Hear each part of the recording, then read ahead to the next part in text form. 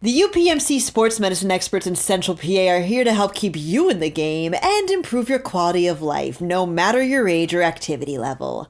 Visit upmc.com/Central PA SportsMed to learn more.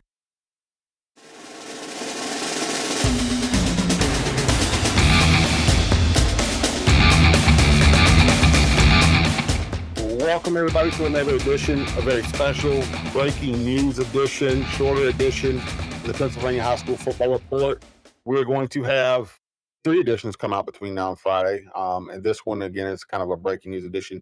We have gotten the news about Harrisburg quarterback Shawn Lee Jr., Pitt commit, all-state defensive back as well. Had more than 4,000 yards and I believe over 30 touchdowns last year for the District 3 6A champs. He had his eligibility hearing with the PIAA today. Eric Epler covered it. Eric Epler, what did we find out? Well, basically, at the end of the day, the PIAA upheld District 3's decision by a 5-0 count. If you recall, the District 3 was an 11-0 count on July 23rd. And this was a hearing to a hardship waiver request by Harrisburg to grant Lee Jr., obviously, an additional year. Um, you know, Talking with the family, talking with his father a couple of times, this was a very long shot for Lee Jr. to kind of get this waiver. We weren't privy to all the exact details of what went on in the hearing today. At the over the meeting was on Zoom. Dan and I were both on the call until they requested Harrisburg at the last minute requested the meeting be closed. So we were bumped off and then brought back when they finally basically went through the vote and they sustained it. So they upheld the decision by District 3. So Lee Jr. essentially is done at Harrisburg as a football player. So what's next? Obviously, is a little bit of a guess. I know some things are up in the air, but we believe that Lee Jr. is probably going to pursue a prep school now. He is a Pitt recruit as a defensive back. The belief is there that possibly he'll be enrolled at Pitt come January. So obviously it's a shift for the Cougars, a big shift. Not only is Shawn Lee returning all-state defensive back, but he's a hell of a quarterback. And he led him again to a District 3 title, the 3rd straight last year. And this was, I think going into the offseason too, knowing that this sort of nucleus was back, Shawn Lee being at, number 1 on that list. This is definitely a shakeup for Harrisburg. I'm not saying they're still a favorite in my book in District 3, 6A, but it gets a lot tougher now. It evens the playing field a little bit, with number 8 not on the field. So,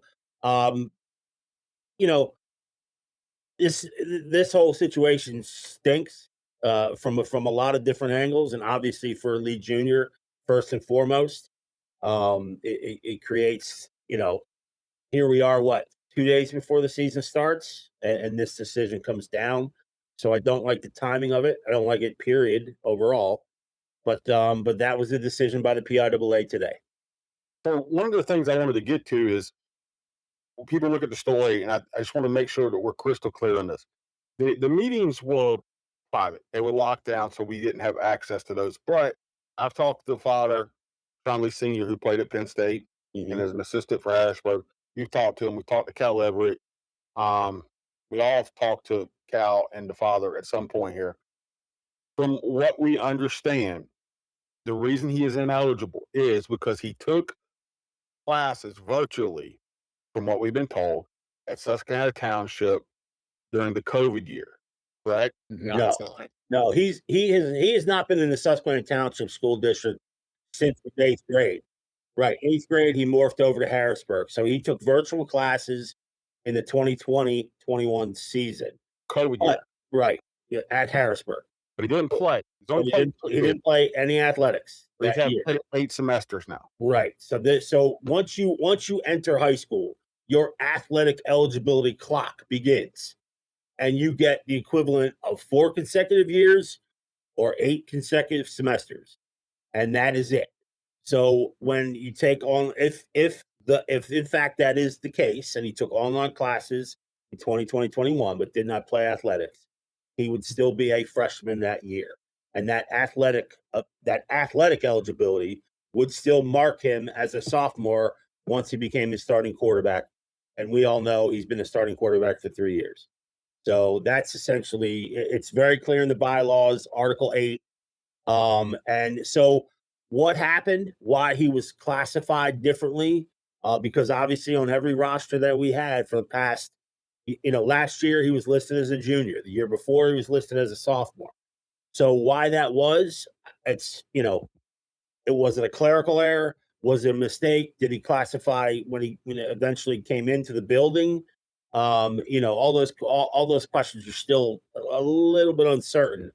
And there may have been other things at play too. Again, we weren't privy to all the information at today's hearing, and may never find out. But obviously, at some point, I think we'd love to talk to Shawn Lee Jr. And talk to him and see what his future holds. I mean, you guys have all talked to him. That kid's going to be a success regardless of what happened today, the outcome of today. He's got a very bright. I think Dan will concede he's got a very bright future at the next level.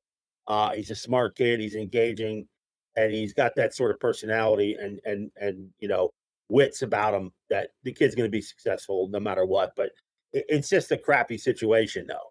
You think you got one more year with your boys, and you're angling for a state title, at least state title appearance, and that is suddenly gone now. So you understand the rule. I mean, he was a sophomore and he's played 3 years, and the rule makes sense. I think what kind of is just like you said, kind of just doesn't feel good here is that it's another bad thing out of COVID because I talked to his dad. They didn't relay all the reasons, but part of their hardship claim were they say there were multiple things that occurred during the COVID year. It wasn't just COVID. There were multiple things that happened that you know led them to request a hardship waiver. It was an abnormal year. Nothing was normal. So you can understand how that would have thrown a kid's high school career out of whack a little bit, and that's unfortunate and terrible. Just another bad thing coming out of that COVID pandemic. Um, Dan, I mean, you've talked to Shawn Lee some. Like Eb said, I think we all like the kid. He's a smart kid. He's a good athlete. He's committed to your Pet Panthers, which I know puts him near and dear to your heart. I mean, how do you feel about this? Knowing this kid's not good. Harrisburg, we thought was a 6A state favorite. We'll get right here in a minute to whether or not they still are. But I mean, how are you feeling about this news today for Shawn Lee Jr.? Yeah, I mean, the first thing is the Ep's right. The first thing you think about is like a lot of time, a lot of reaction to this from people that aren't involved in the Harrisburg community is going to be, they're just going to look at it and kind of see a faceless name or whatever and say, hey, this kid, like they're going to read the facts, say, hey, this guy's he's already had 8 semesters, he can't play, whatever. Clearly the PIAA agrees, and that's a ruling. But I think as people have covered the kid and like, he comes from a good family and just a really fun player to watch. Just has always been a blast to watch Shawn Lee play. And you don't want to take like sort of this his morose mourning tone, right? Like it's not like he's going to be okay. Like Shawn Lee Jr. is going to be okay. He's going to end up at Pitt. It'll be fine. But it just stinks. It just stinks that like you go and you finish that game last year against North Allegheny, and you assume that you're playing one more whole season, and then now it turns out that's your very last game playing in beautiful Mansion Park in Altoona, Pennsylvania, against a really good North Allegheny team. That team was also very fun to watch. But it just kind of stinks because that if there was going to be a kid that was going to really embrace being a senior leader on a team, it'd be a kid like Shawn Lee, who's already kind of basically been a leader of that team since he was a freshman. Like you could kind of tell even when he was that freshman quarterback, he still had that sort of little, extra oomph that like he could command a huddle when he was younger, which not everyone could. And so, yeah, it just stinks. I just wrote a little post about, titled "Can Harrisburg Still Win It All?" I think it's a really interesting question because I think it kind of it kind of dovetails into how we look at how you win in high school football, right? Like how much, like, because in when you get to college, when you get especially the NFL, the first thing you ever look at is quarterback. And I think sometimes in high school football, we do kind of overlook that a little bit. Like it is just kind of how many people you have committed to Division 1 programs gets you a long way. But I think that this is a pretty interesting case in just how much it matters having that kind of longevity and that experience at the position. Um, they are still when you start listing everything they have, they still have a lot, but I just um we're not gonna be able to tell till we see them out on the field. I don't even think these first 2 weeks are gonna be super definitive of anything because it's gonna be early on. I think we're gonna be able to tell by week 8, week 9 what kind of team this is. Because that's usually when Cal Everett football teams start playing their best, right towards the end of the year. And especially this year with kind of this whole extra variable thrown in there. I think it's be fascinating, but I do think that I think it's a really interesting conversation.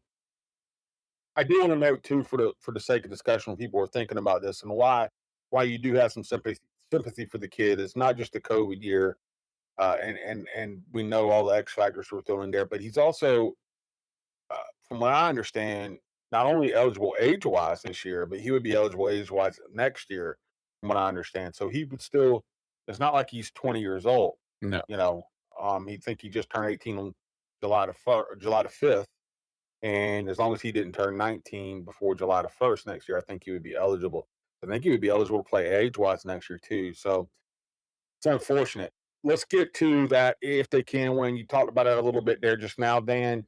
They have probably on paper the greatest backfield in mid-Penn history ever, I think. I mean, you got Deontay Sheffy, who had 1,700 yards as a freshman, and he led the mid-Penn as a freshman, and is a Syracuse commit. You have Messiah Mickens, who's a Penn State commit and is nationally ranked, and then you have Nehemiah Ewell, who ran for 1,300 yards. So you have three guys. Oh, by the way, the guy who nobody's really talking about ran for 1,300 yards last year. That's pretty tough. I mean, I don't know. Epler, you out for that. It's been a three-headed guy. Yeah, Like, yeah. I think McDevitt 85 would probably. It's before your time, but in mid Penn, you had Ricky Waters who wound up at Notre Dame, and obviously 10,000 plus yards guy in the NFL, should be in the Hall of Fame. Jimmy Bryant, who went to Ohio State, and then your other player was fullback Sean Borowski, who went to Penn State. You had Ohio State, Penn State, and Notre Dame running the same backfield.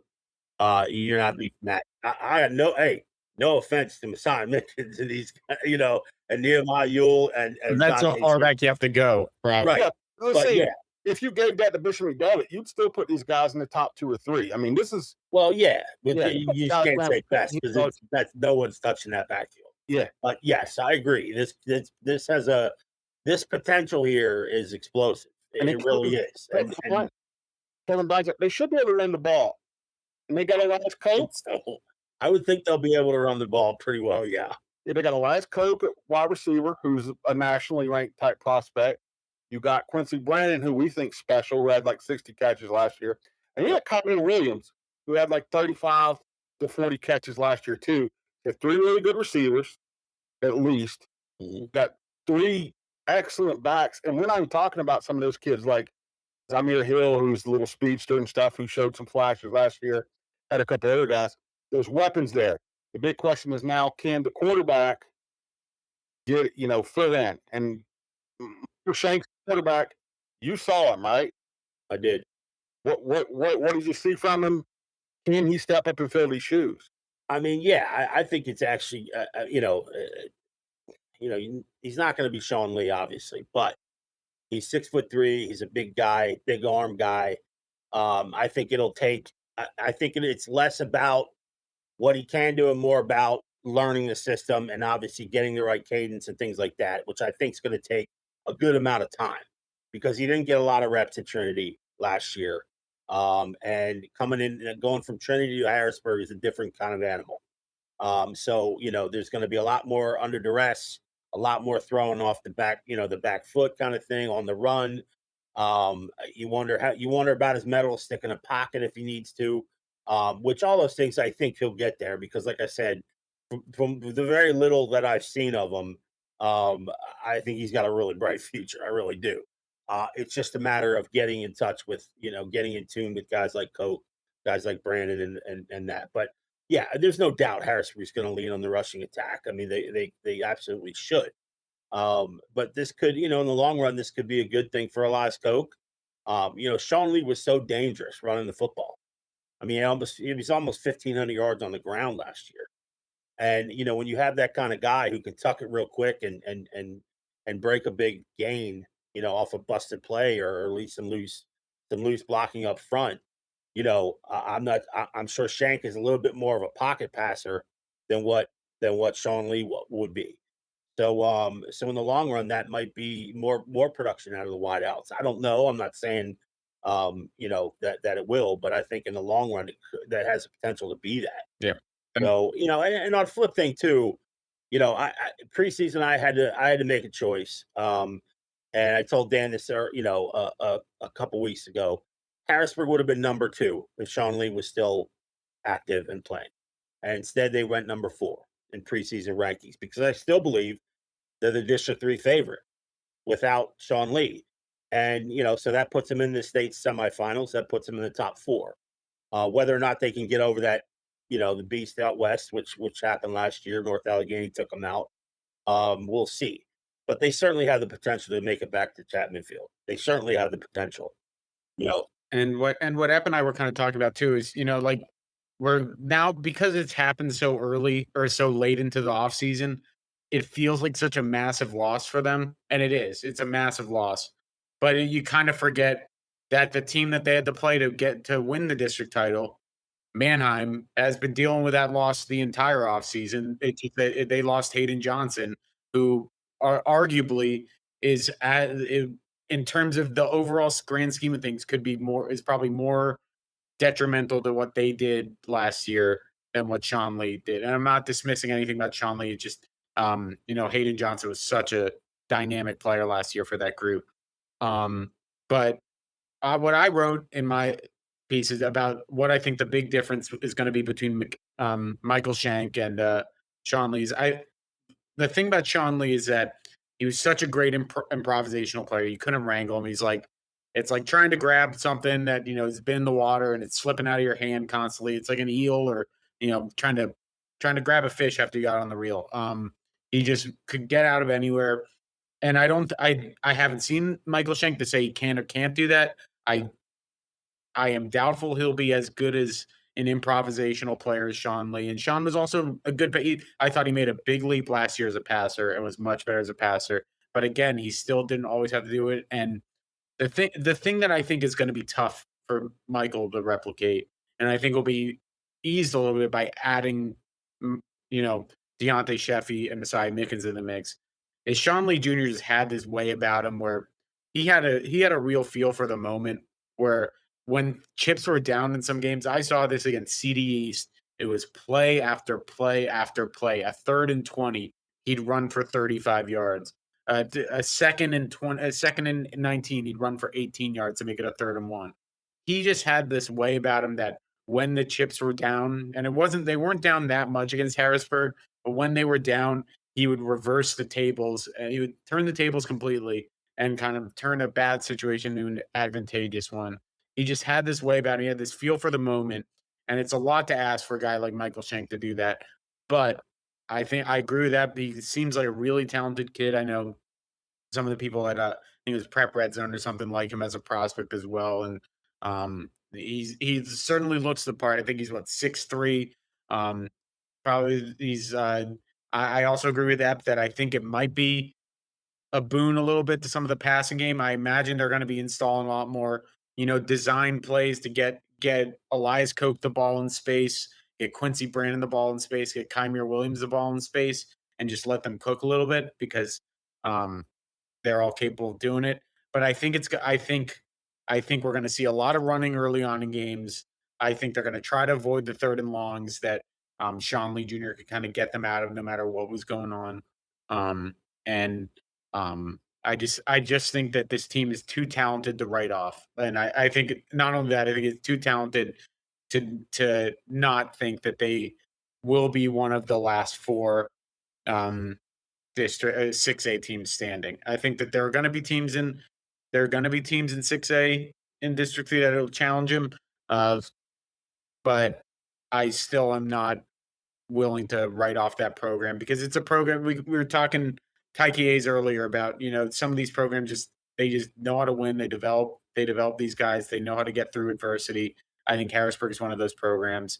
And you know, it's a hallmark. I said it before, it's a hallmark of the Cal Everett teams. They build as the season goes, and if there's ever been a season that they're going to be building as the season goes, it'll be this one. It does damper that week 2 game against Bishop McDevitt a little bit though, because it kind of you don't want to say an excuse, but it does give Harrisburg kind of a little bit of a built-in like, hey, we're still working in a new quarterback. Whereas if it was Shawn Lee, that'd be like a pay-per-view heavyweight boxing match on in week 2 of the season. So yeah, I'm not writing off Harrisburg by any means. The last time Harrisburg really was in limbo at quarterback at this point in the season, probably back about, I think, 2019, 2018, 2019, I believe, when they had Nakari Williams and John McNeil kind of battling it out going into the season for the quarterback position. And McNeil had been behind, I believe, Kane Everson, I want to say, the year before, who was spectacular and did not initially look like the kind of guy who could take over, right? But the Harrisburg coaching staff has done just a marvelous job, just really one of the best in the state. Again, they're going to 6A state title game, guys, with like 35 players on the roster. That's something. And John McNeil, by the end of that season, Epler, you remember, I mean, he threw for like 300 yards at Wilson.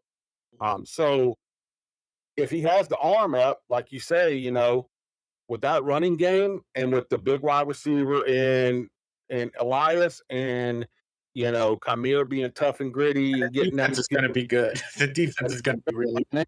And Brandon, I mean, if he can just put it up down there to those guys, they should be He doesn't fine. even need to put it up though. I don't think. I mean he can, but I think they can also just design. They can do like this stuff, not obviously not as complicated, but like what the Miami Dolphins do. Literally just get these guys the ball on the outside in space and take advantage of how good.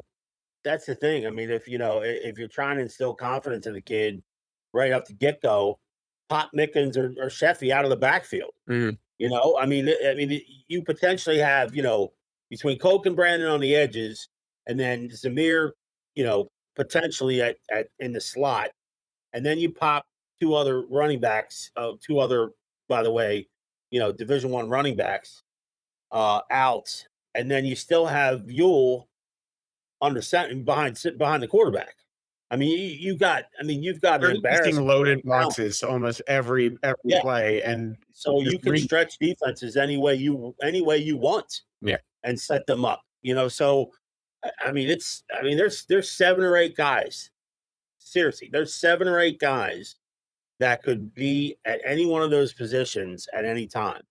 Obviously, Coke and Brandon are proven commodities, so you don't want to take them off the field, but you could do whatever you want with this offense. Yeah, it's going to be exciting. No matter who's on the field. They ran some Kymir Williams Wildcat a little bit last year. I imagine that'll come back too. Yeah.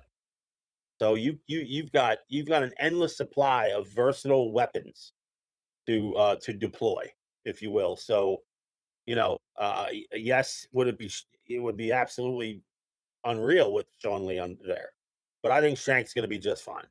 So putting the bow on this thing, because we've got 2 other podcasts. I mean, look, we are impartial. We really are. We have to cover everybody. I'm 100%, 1,000% certain there are some schools, particularly in the Mid-Penn, Commonwealth, who are tickled pink that they don't have to play Shawn Lee Jr. this year. We're a little bummed because it would have been fun to just see him with all of these weapons and, and what he could have done. But most importantly, we're bummed because we know he's a good kid, and now he's kind of got some things to figure out.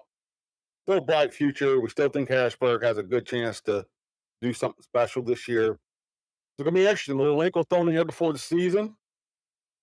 Guys, I'll tell everybody, stay tuned to PennLive.com. You can expect to probably hear a lot more about this situation across the next couple of days and the next week. And let's get to these other podcasts, guys.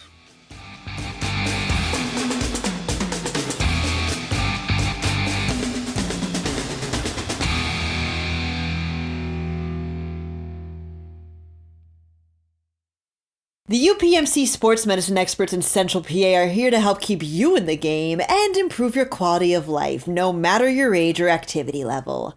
Visit upmc.com/Central PA SportsMed to learn more.